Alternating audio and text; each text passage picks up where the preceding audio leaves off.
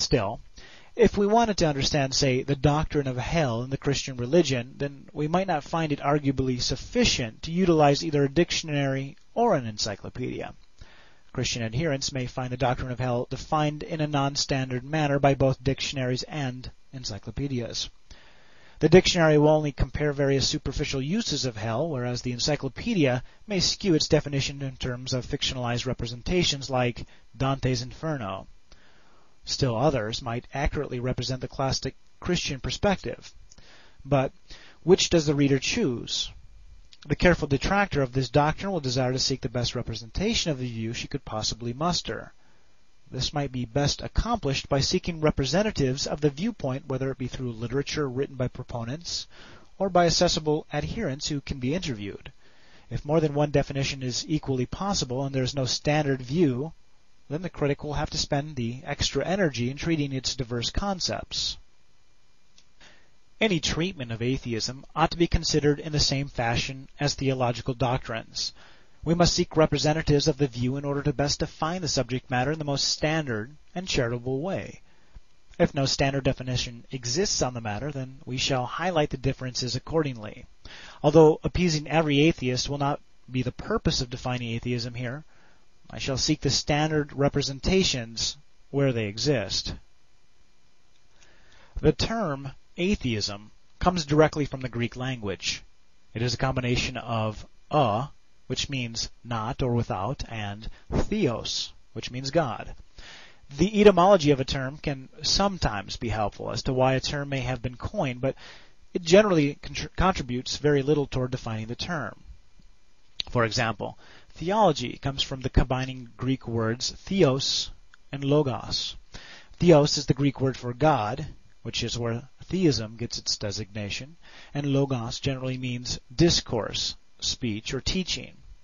Nothing about the etymology of theology will help too much with the understanding what theology is all about or what it evinces.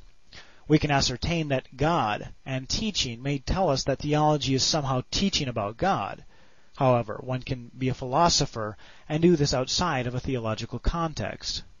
For example, can an all-good God exist if evil also exists? Hence, theology must encapsulate something more than invoking God in one's dialogue or teaching. Equally difficult is the term atheism. Although atheism entails a and theos, we are not entirely sure to what extent and under what rubric the term should be defined. For example, what is being negated by a? If one acts in an amoral fashion, then such an action is simply without morality and would not be considered good or bad. What is it about theism that a negates? Does it negate the belief in God or gods, or does it negate God or gods themselves? According to philological sources, the term atheism ought to be historically understood as the pure denial of the existence of any deity. Two of these sources include the Oxford Dictionary of English Etymology and the Etymological Dictionary of English Language. Some encyclopedic and mainstream philosophical sources that broach the subject with this understanding include the Academic American Encyclopedia, Random House Encyclopedia, the Cambridge Dictionary of Philosophy, Oxford Companion to Philosophy, the World Book Encyclopedia, the Encyclopedia Americana, the Encyclopedia of Philosophy, Encyclopedia of Religion, and Funk and Wagnall's New Encyclopedia. To illustrate just one such example, the Cambridge Dictionary of Philosophy defines atheism as the, quote, belief that there is no God, unquote. However, the term atheism itself has undergone a considerable transformation ever since the Enlightenment. Today, self-proclaimed atheists maintain that atheism only denies the belief in God or gods. No less an atheist and philosopher, Antony Flew makes the following case. Quote, the word atheism, however, has in this contention to be construed unusually, whereas nowadays the usual meaning of atheist in English is someone who asserts there is no such being as God. I want the word to be understood not positively, but negatively. I want the originally Greek prefix a to be read in the same way in atheist as it is customarily is read in such other Greco-English words as amoral, atypical, and asymmetrical. In this interpretation, an atheist becomes someone who is simply not a theist. Unquote. Although it is noble for one to admit that their personal desire motivates their conclusion, so that it is not confused with scholastic evaluation, I fear that Flew disguises what he believes to be the proper definition of atheism with this misunderstood appeal. In no way does Flew mean for a reader to depart from this passage thinking that a petition for an alternative definition is to be understood. Rather, Flew directly appeals to other terms where a is employed and concludes that atheism ought to have the same perception. Flew's novel understanding would leave it open for the critic to suggest that morality and symmetry, for example, may yet still be present, but are simply not acknowledged by someone. But even this more evidential grounding backfires on Flew because the terms such as amoral, atypical, and asymmetrical do not imply someone who is not a moralist, someone who is not a typicalist, and someone who is not a symmetrist. Something to be asymmetrical is to actually be something where no symmetry is present. For something to be without morality is to be something that has no morality present.